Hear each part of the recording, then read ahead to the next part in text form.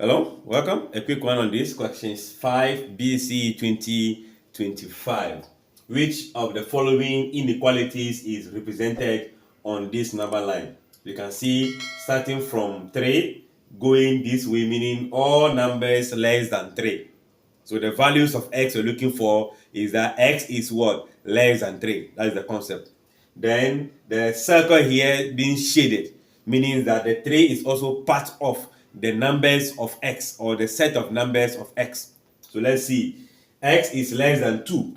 That's not true. 2 should have been here. It will start from here. X is less or equals to what? 3. It's less than 3. Yes, it's also equals to 3. So this is going to be the option. But let's check the other ones. X is more than 3. It should have start from here and go this way. X is more or equals to 2. So start from here and go the other way around. So this is going to be B, describing this inequality number line. Thanks for watching. Bye-bye.